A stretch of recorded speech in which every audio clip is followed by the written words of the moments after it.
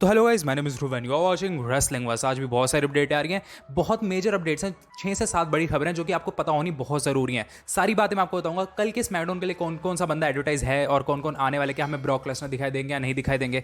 CM Punk ने किस तरीके से तीसरी सबसे बड़ी डायनामाइट की रेटिंग निकाल के दे दी है, प्लस जो हमारे रफ्तार भैया उन्होंने किस तरीके से एक गाना डेडिकेट कर दिया हमारे जिंदर महाल खेले, वो भी मैं आपको इसी वीडियो में बताऊंगा। तो आप वीडियो को एंड तक देखते रहना। चैनल में पहली बार तो सब्सक्राइब कर देना। चलते हैं पहली अपडेट की तरफ। सबसे पहले जरा सी बात कर लेते हैं डायनामाइट की रेटिंग के बारे में। मैं आपको बता दूं भाई, डायनामाइट की रेटिंग इतनी खतरनाक है क्योंकि पहली बार हमें सीएम पंक दिखने वाले थे। मैं आपको बता दूं ये व्यूअरशिप आई है 1.172 मिलियन व्यूअर्स, और ये टीएनटी पे था। और ये मैं आपको बता दूं पूरे केबल पे #1 पे था, पूरे केबल के सारे चैनल्स पे। और व्यूअरशिप के मामले में #31 पे था। और मैं सबसे बड़ी चीज आपको बताऊं, ये बढ़ चुकी है पिछले हफ्ते से 20%, लिटरली 20% बढ़ चुकी है। पिछले हफ्ते यही व्यूअरशिप आई थी 975,000 व्यूअर्स, और इस बार ये ऑब्वियसली मैंने आपको बताया भाई 1 मिलियन के आसपास आई है। लेकिन बस इतना ही नहीं भाई, ये व्यूअरशिप है पूरे यहाँ पे डायनामाइट की हिस्ट्री की तीसरी सबसे बड़ी यहाँ पे व्यूअरशिप। भाई ये बहुत खतरनाक है। पहली मेरे ख्याल से तब आई थी जब मेरे ख्याल से डायनामाइट का पहला एपिसोड था। दूसरी तब आई थी अप्रैल में इसी साल मेरे ख्याल से, जब यहाँ पे एनएक्सटी थोड़ा सा मतलब ट्यूसडे पे यहाँ पे शिफ्ट हो गया था। लेकिन भाई ये तीसरी सबसे व्यूअरशिप आ चुकी है। मुझे बहुत बढ़िया लगा भाई ये चीज़। मुझे पता चल चुका है भाई एडब्ल्यू किस तरीके से ग्रोथ कर रहा है, और सीएम पंक के आने से उन्होंने बहुत बड़ा फायदा हो गया है। बात करते हैं जॉन सीना और रॉक के बारे में। बेसिकली बार बार जॉन सीना से यही पूछा जाता है कि भाई रॉक कब आएंगे, रॉक कब आएंगे। तो पता नहीं है वैसे तो मुझे कि जॉन सीना से क्यों पूछा जाता है, लेकिन जॉन सीना ने एक चीज़ बता दी, भाई देखो मैं रॉक का बहुत बड़ा फैन हूँ, हर बंदा उसे प्यार करता है, हर बंदा उसे पसंद करता है, और उसे भी पता है कि भाई वो कितना ज़्यादा प्यार करता है डब्ल्यूडब्ल्यू को। तो डब्ल्यूडब्ल्यू तो कभी छोड़कर जाएगा नहीं। लेकिन अगर मैं एज अ फैन, क्योंकि मैं भी उस बंदे का फैन हूँ, अगर मैं एज अ फैन उसको बोलूँ ना कि भाई तू वापस आ जा, तो मैं ये कभी नहीं करने वाला। वो बंदा उस बंदे ने वो चीज़ अर्न करी कि भाई वो जो उसका जब मन करेगा ना वो तब आएगा, किसी के बोलने से वो नहीं आने वाला। और अगर आ भी जाता तो मैं एटलीस्ट उसको प्रेशराइज नहीं करने वाला कि भाई तू आ, क्योंकि वो बंदा पहले से ही बिजी है। तो भाई जॉन सीना ने स्ट्रेट फॉरवर्ड ये चीज़ बता दी कि भाई मेरे से मत पूछो भाई, वो उस बंदे के पास वो राइट है कि वो जब आना चाहेगा ना वो तब आएगा। तो भाई रॉक का तो हमारे पास ये रूमर्स भी आते हैं कि क्या पता सर्वाइवर सीरीज में आ जाए, और सर्वाइवर सीरीज के कम चांसेस है, रेसलमेनिया के बहुत ज़्यादा चांसेस है कि भाई रॉक आ सकते हैं। बात करते हैं ट्रिपल एच के बारे में। अब देखो भाई ट्रिपल एच एक ऐसा बंदा है कि भाई जो बहुत बड़ा लेजेंड रहा है, और उसके बारे में हमारे पास कोई अपडेट आ नहीं देते इतने लंबे टाइम से कि भाई कहाँ पे है वो, क्या वो रिंग में आएंगे या नहीं आएंगे। लेकिन भाई ट्रिपल एच ने एक बहुत बड़ी बात बोल दी अपने रिंग के बारे में, अपने रिंग में वापस आने के बारे में। बेसिकली उनकी जब यहाँ पे एनएक्सटी के हमारे पास ये न्यूज़ आ रही थी ना कि एनएक्सटी को मेरे ख्याल से रिवाइंड करा जा रहा है, मतलब ऐसा कुछ करा जा रहा है कि वो दोबारा से एक नया ही तरीके का शो निकल के आएगा। तो उसके दौरान ट्रिपल एच की कुछ भसड़ हो गई थी बैक स्टेज, तो उसी बारे में उनसे पूछा जाता है इंटरव्यू में। तो भाई उस पर तो उन्होंने कोई रिप्लाई नहीं दिया, लेकिन जब उनसे ये पूछा गया कि भाई तुम रिटर्न कब करोगे, तुम्हारा रिटर्न का क्या सीन है, क्या तुम रिंग में वापस आओगे, तो यही चीज़ बताते हैं कि भाई देखो इस एज में मेरा रिटर्न करना ना बहुत मुश्किल है, क्योंकि मेरी जिस तरीके की बॉडी हो चुकी है ना, अगर मुझे वापस अपने रिंग के हिसाब से अपनी बॉडी को ढालना है तो मुझे एटलीस्ट 3 से 4 महीने लगने वाले हैं।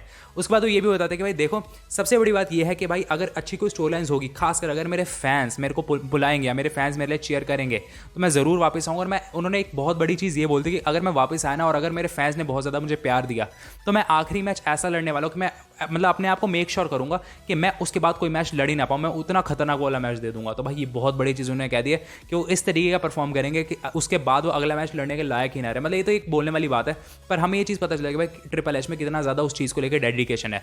बाकी आपको क्या लगता है कि आप ट्रिपल एच को मिस करते हो? मैं पर्सनली आपको बताऊँ कि भाई मैं तो ट्रिपल एच को बहुत मिस करता हूँ। मेरा वो फेवरेट था, मतलब फेवरेट भी था, वन ऑफ द फेवरेट था भाई। तो आई होप वो जल्दी से वापस आ जाए यार। बात कर लेते हैं कल होने वाले स्मैकडाउन की। अब ये मैं आपको बता दूँ भाई स्मैकडाउन के लिए हमें काफ़ी चीज़ें एडवर्टाइज हो चुकी है पहले से। एज हैं बेसिकली शो पर एडवर्टाइज हो चुके हैं, बियांका ब्लेयर हैं, बिगी हैं, और भी बहुत सारे सुपरस्टार हैं। अब आपके मन में ये सवाल आ रहा होगा क्या बेकी लिंच और ब्रॉक लेसनर एडवर्टाइज हैं कि नहीं है? तो मैं आपको ये चीज़ बता दूं भाई, कल के शो के लिए बेकी लिंच और यहाँ पे ब्रॉक लेसनर दोनों जने एडवर्टाइज हो चुके हैं, मतलब हमें कल के शो पे वो दिखने वाले हैं। अब ये चीज़ हो सकती है कि भाई डब्ल्यूडब्ल्यू एंड मूवमेंट पे भी कभी कभी कैंसिल कर देता है, लेकिन मुझे ऐसा लगता है कि भाई वो कैंसिल करेगा।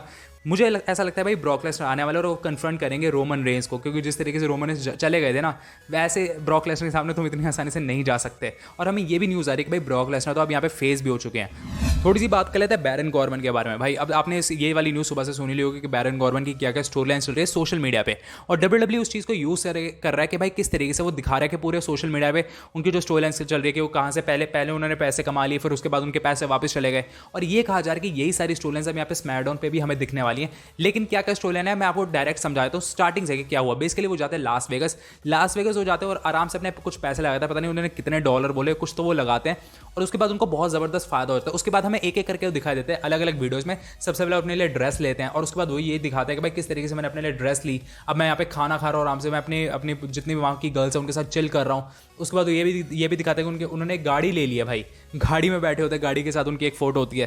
तो ऐसे एक एक करके वो सारी हमें वीडियोस आती जाती है, लेकिन एंड में हमारे पास जो वीडियो है उस वीडियो में वो ये बताते हैं कि भाई किस तरीके से मेरा जो सारा पैसा था वो वापस चला गया, मेरे पास कोई भी पैसा नहीं बचा है। तो भाई यही बैरन कॉर्बन की स्टोरी चल रही है और ये कहा जा रहा है कि उन्होंने जब यहाँ पे लास वेगस वो गए हैं ना, तो लास वेगस में WWE ने बहुत सारी ऐसी वीडियोस ली हैं उनकी जो सोशल मीडिया पे आ चुके हैं, लेकिन वो वही जो सारी वीडियोस है वो हमें स्मैकडाउन पे भी दिखाई देंगी। अगली बात कर लेते हैं ब्रॉक लेसनर के बारे में। अब ये देखो भाई, ब्रॉक लेसनर जब से वापस है ना, हमारे मन में यही सवाल आ रहा है कि भाई ब्रॉक लेसनर कितने टाइम के लिए आए हैं, कितने टाइम तक वो रहेंगे WWE में। तो मैं आपको ये चीज़ बता दूं, उनकी यहाँ पे ये मतलब ऐसे सारे प्लान्स आ चुके हैं कि वो कब तक हैं WWE में, कितने मैचेस वो लड़ेंगे। अब ये कहा जा रहा है उनकी कुछ 1.5 साल के आसपास की यहाँ पे डील है और वो लड़ेंगे बेसिकली अगले साल के, मतलब 2023 तक के, अगले से अगले साल तक के 2023 तक वो लड़ेंगे रेसलमेनिया तक, मतलब फर्स्ट क्वार्टर जो होता है साल का, तब तक वो लड़ेंगे। और जितना भी कॉन्ट्रैक्ट है ना उसमें टोटल 8 मैचेस है जो वो लड़ सकते हैं। लेकिन अब आप ये मत सोचना भाई 8 मैचेस ही हैं, 8 महीने आप ये मान लो, मतलब आप ऐसा सोच लो 1.5 साल में से 8 महीने तो वो है ही ना, हमें दिखेंगे ना।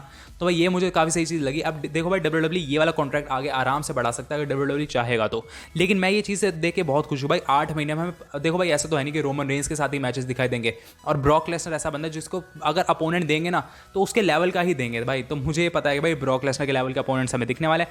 हो सकता है काफ़ी सारे लेजेंड्स भी आ जाए, क्योंकि हमें पता है भाई रेसलमेनिया में तो ऑब्वियसली उनका मैच किसी लेजेंड के साथ ही होने वाला है। तो भाई मजा आएगा। WWE की मुझे ऐसा लगता है भाई रेटिंग और व्यूशिप अचानक से बढ़ने वाली है। अब चलते हैं आज की आखिरी अपडेट के पास। इसके लिए मैं आपको बता दूं, मैंने आपको स्टार्टिंग में बताया कि किस तरीके से रफ्तार भाई और बहुत सारे आर्टिस्ट ने गाना डेडिकेट करा है जिंदर महल के लिए। अब बेसिकली गाने का नाम है महाराजा। अगर आपको नहीं पता, अगर आपने नहीं सुना तो मैंने भी कुछ टाइम पहले ही सुना है। और बेसिकली इस गाने में हमें ये दिखाई दे रहा है कि काफी सारे रेफरेंस है महाराजा वाले, मतलब जिंदर महल वाले। उनके फिनिशर के ऊपर बात करी गई, उनकी पर्सनैलिटी के ऊपर बात करी गई है, किस तरीके से वो कनाडा से हैं वहां पे उन्होंने बात करी है। तो भाई मैं आपको बता दूं, ये गाना बेसिकली एक रैपर का जिनका नाम है लेजरस, उन्हीं के चैनल पे, और बहुत सारे आर्टिस्ट और भी है। रफ्तार भाई उसमें सिकंदर कालो है उसमें, मतलब और भी मैंज म्यूजिक है उसमें। तो भाई मुझे गाना पर्सनली बहुत ही ज़्यादा बढ़िया लगा। और मैंने ये चीज़ मैंने आपको बहुत पहले ही बता दी थी इंस्टाग्राम पे, इसलिए मैं कहता हूँ भाई इंस्टाग्राम पे फॉलो कर लो भाई। जैसे ही मुझे कुछ अपडेट पता चलती है मैं सबसे पहले वहाँ डालता हूँ। तो मैंने वहाँ बहुत पहले ही डाल दिया था, मैंने गाना भी डाला था। अब अगर आपको गाना सुनना है तो ऑब्वियसली मैं उस गाने का लिंक आपको दूंगा डिस्क्रिप्शन के अंदर, आप वहाँ पे जाके सुनो। और भाई क्या ही गाना है भाई, बहुत तगड़ा गाना है। खासकर अगर आप हिप हॉप सुनते हो ना, अगर आप रैप सुनते हो तो आपको गाना बहुत पसंद आएगा। और नहीं भी सुनते तो सुन लो यार, क्या पता आपको महाराजा वाले जो यहाँ पे रेफरेंस है, जो जिंदर महल वाले रेफरेंस है, वही आपको बहुत पसंद आए। तो भाई यही कुछ अपडेट्स थी, कुछ मेजर अपडेट्स आई थी, तो मुझे लगा आपको एक अच्छी खासी एक लंबी वीडियो बना के बता देना चाहिए। देखो भाई अब यही चीज़ है कि भाई बैरन कॉर्बन की अब हमें कल स्टोरी लाइन दिखाई देगी, कल स्मैकडाउन पर हमें बहुत कुछ दिखाई देगा। बाकी गाना आप सुन लेना जरूर। और भाई मुझे बहुत बढ़िया लगी भाई आज की जितनी सारी अपडेट्स आई थी। बाकी ट्रिपल एच के बारे में आप नीचे कमेंट करके प्लीज़ बताना कि क्या आप वेट करो ट्रिपल एच का। तो भाई यही थी सारी अपडेट्स। अगर आपको वीडियो अच्छी लगी तो प्लीज वीडियो को लाइक करना, और चैनल पे पहली बार तो सब्सक्राइब कर देना। बाकी आपको और किस किस टॉपिक पे वीडियो चाहिए आप नीचे कमेंट में प्लीज बता सकते हो। तो भाई मिलते हैं नई वीडियो में, तब तक के लिए बाय बाय।